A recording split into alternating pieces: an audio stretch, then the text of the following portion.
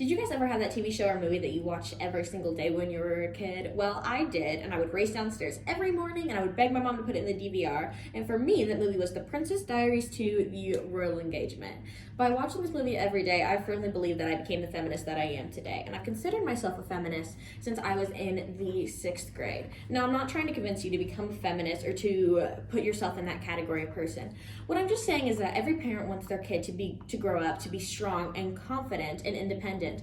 And through the type of media that they watch, they will see these characters and see the portrayals and want to grow up to be like them. Media is a big part of every kid's life, and the Rady Children's Hospital of San Diego says that on an average, kids of 8 to 18 spend an average of 4 hours in front of a TV and 2 more in front of a computer. If you think about it, they spend 7 hours in school every day, and that's another 6 of their hours that they're spending in front of a screen. Think about all the times that you've heard somebody say to you, or you've possibly said to your kids, you are who you hang out with. Well, I think this applies obviously to the characters they see on a TV. They are who they see on TV because they want to be just like them and they want to mimic their behavior.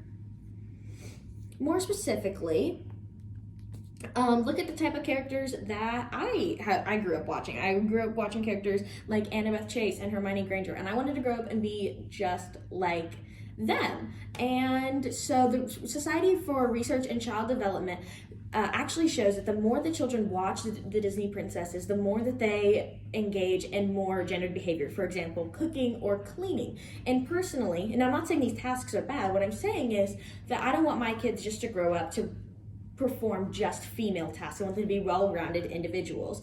And so I want to give them pieces of media that encourage them to be more well-rounded individuals. And also, Murdoch University shows that the more that children watch strong and confident same-sex characters, the more confident they become in themselves. And this applies to both male and females. And they saw this in only a year, even if they grew up in more gender-neutral households. And the Journal of the Children in the Media showed that there are 66% more male characters in TV shows on Cartoon Network and Disney Channel and Nickelodeon, which shows that men have an automatic advantage on them being more confident and more independent than women have already. There are many problematic pieces of the Disney princesses. For example, if we look at Sleeping Beauty and Snow White, their princes come in and they kiss them while they're asleep, which obviously has no consent in it. And I personally do not want my kids watching a piece of media in which consent is not encouraged. And then in Beauty and the Beast, she is captured by the Beast and obviously is suffering from Stockholm Syndrome. And that's how she falls in love with him. And there are many solutions to these problems that you are seeing. I'm going to use my first example to show The Princess Diaries 2 and how it is an encouraging and empowering piece of media. For example, the 2 main characters are Mia and her grandmother, and these women are both confident, strong, but they're also clumsy and they're funny. And it shows how they are well-rounded and multidimensional, and they're not just there for men. Other examples are Frozen, and in this movie, you can see that there are 2 strong female characters, and there's actually a toxic relationship between Anna and Hans, and it shows that by going into this media, that it shows that this is a problem and how to solve this problem. The second solution is just talking to your kids about the kinds of media that they're viewing. Kids are very observant, and commonsensemedia.org actually says that kids from the age 7 to 12 develop abstract thinking skills, real-world experience, and the ability to express themselves. This shows that they are very observant and that they have the ability to look at the pieces of media that they're seeing very critically, and we can help guide them to look at the piece of media that they're looking at very critically and to look at what behavior they think is good and what behavior they think is bad.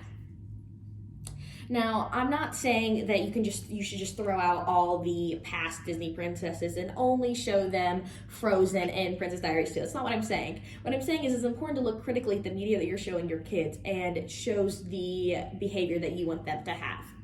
As we wrap up, I'd like to show you where we came from and where we can now go.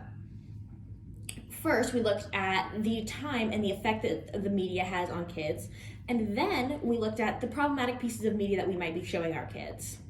The solutions for this is just showing them more empowering pieces of media and also having conversation about them with behavior that you don't think you want your child to exhibit.